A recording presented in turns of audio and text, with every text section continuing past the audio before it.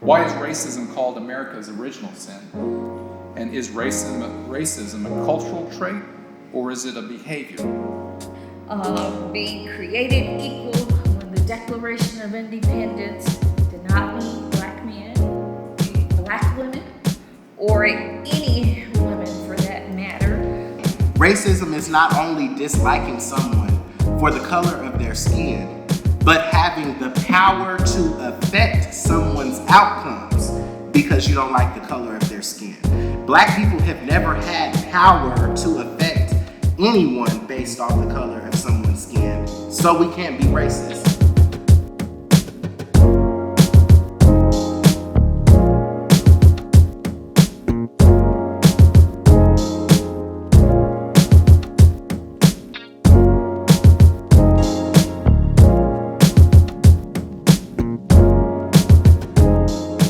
Why is racism called America's original sin?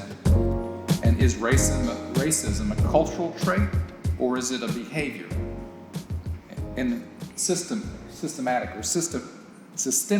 racism, someone's already mentioned. So what does systemic racism mean, and what can we do about it? I say it's called America's original sin because since bringing slaves to the Virginia colony in 1619, colonists in America has perpetuated the lie that black lives don't matter, that blacks are inferior beings, they're inhumane, they don't count, or they count as 3/5 of a person.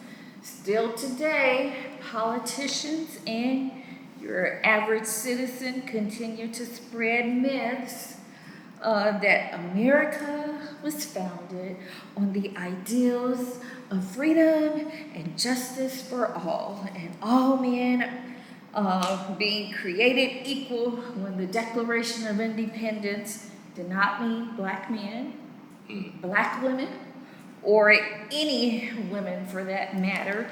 Racism it's a caste system. It's a ranking based on the presumed supremacy of white people against the presumed inferiority of other groups.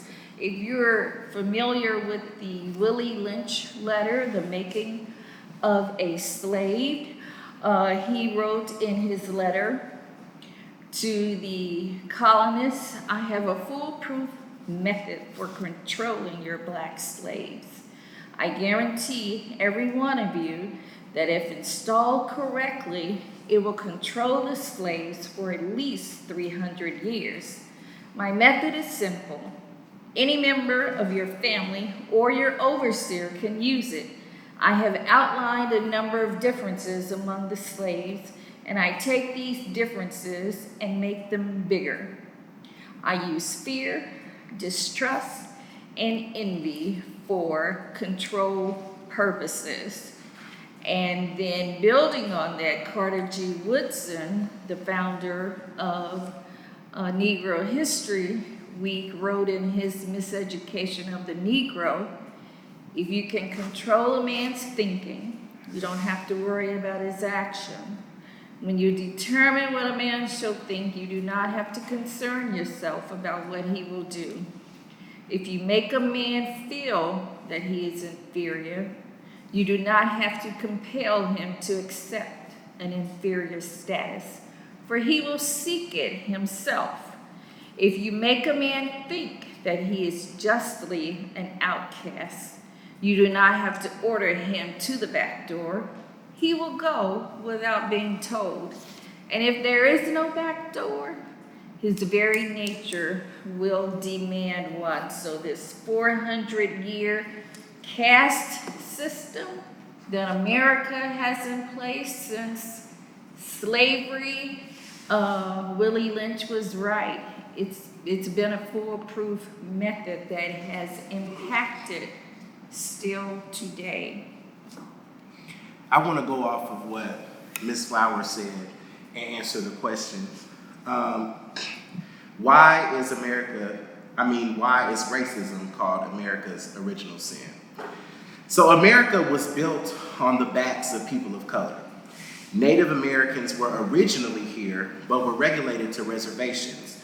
The whites bought or captured Africans and enslaved them to work and build America. So from the beginning, white people assumed that they were superior, felt they had a right to take a land that was already inhabited. Therefore, racism is America's original sin. Now, it definitely is a cultural trait, because in the culture of white people, they would have picnics. That's where the term picnic came from, pick a nigga. They would have a festival where they would gather around, dance, ate food, listen to music, and watch a black person be hung and burned. Those were picnics. All these traits developed into behaviors because they taught the youth to have the same mindset. Now, systemic racism is embedded in the institutions and policies of law, healthcare, schools, government, and even housing. When it's built into the institution, it allows discrimination to take place. But it's less visible and harder to prove since it's already embedded in their policies. Now, this is a tricky statement, but this goes to show you that black people can't be racist.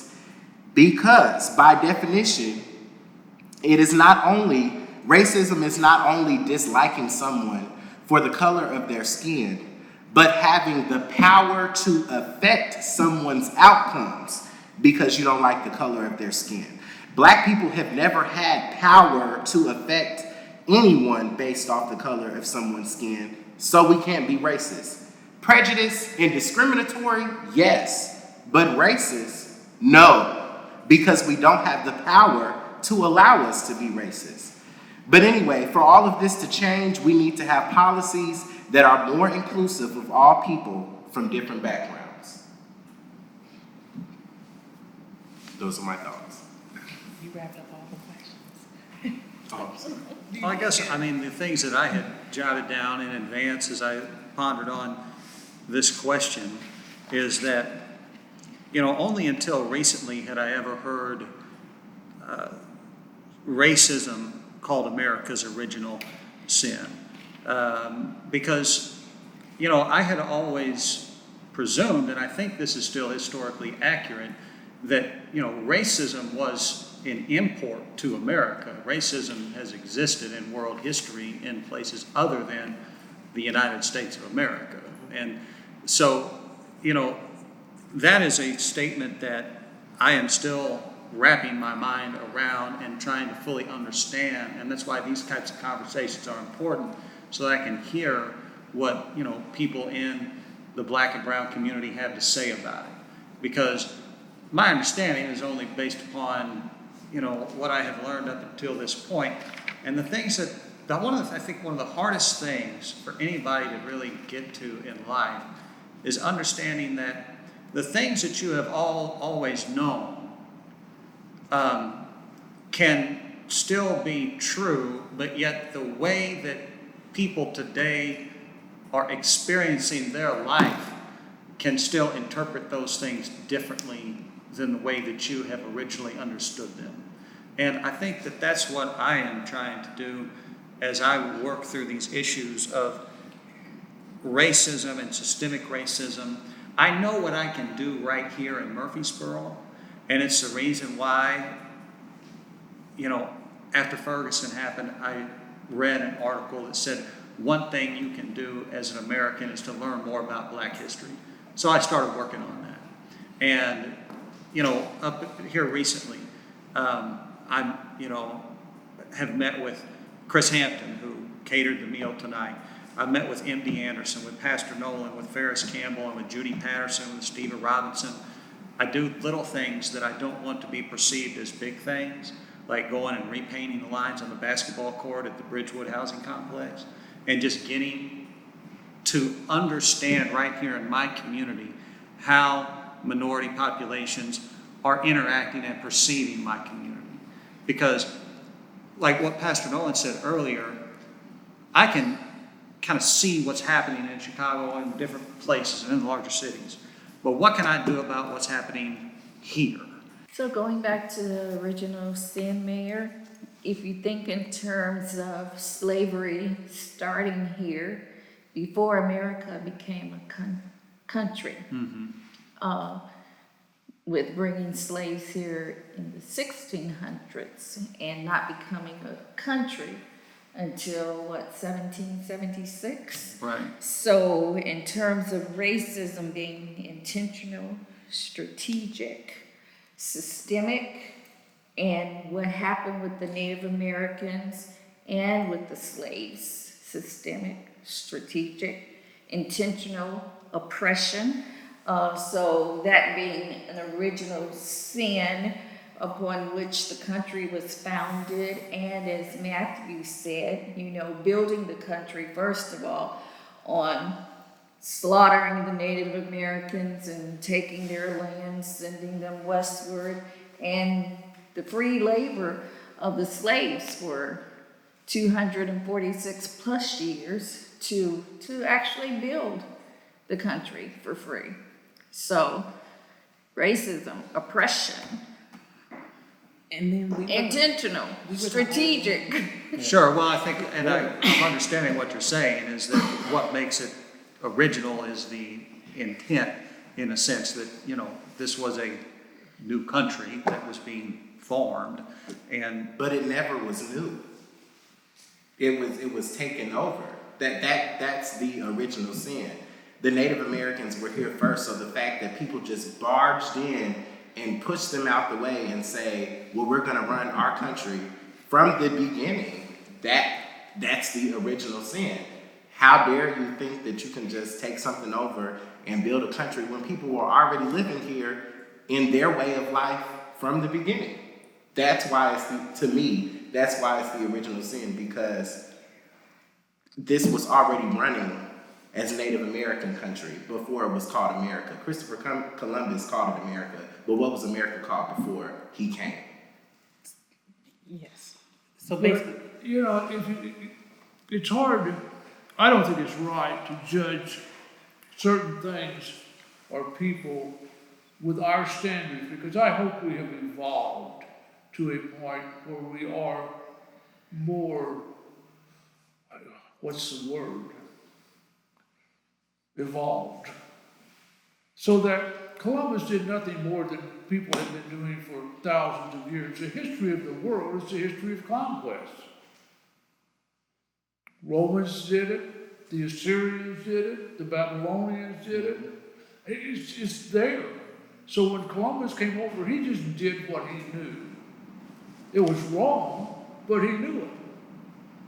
He didn't think it was wrong. He thought he was superior. I'm sure the Assyrians thought they were superior, and the Babylonians thought they were superior. But the idea of the original sin to me is that slavery had existed since 1619. So we started a new country.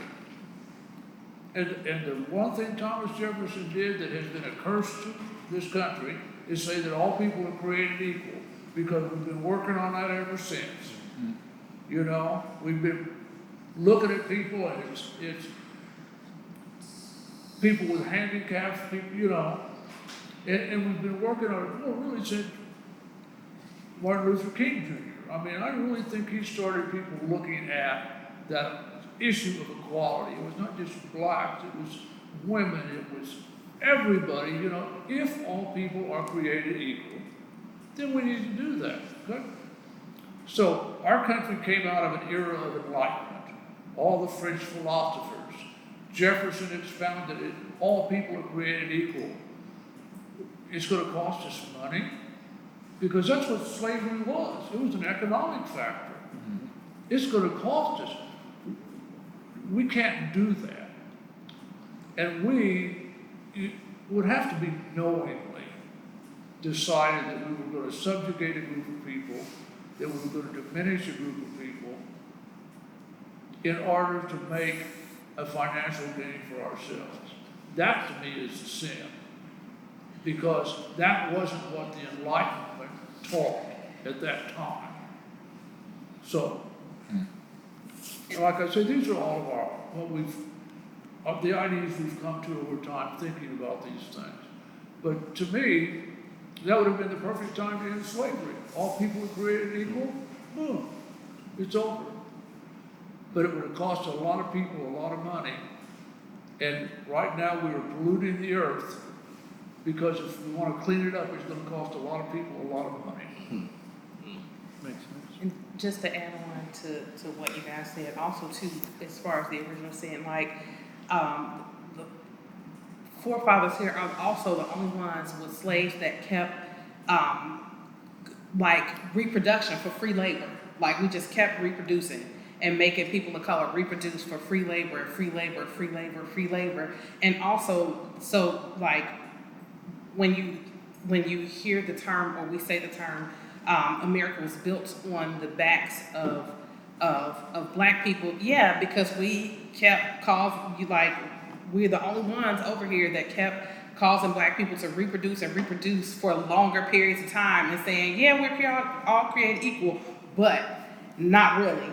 So it just seems like the original sin, like if you weren't Anglo-Saxon, if you were Native American, if you were whatever, a black, like you were already less than from the start and put to work and less intelligent and not human and all of those different things. So that's kind of what I think about when I think about the original sin.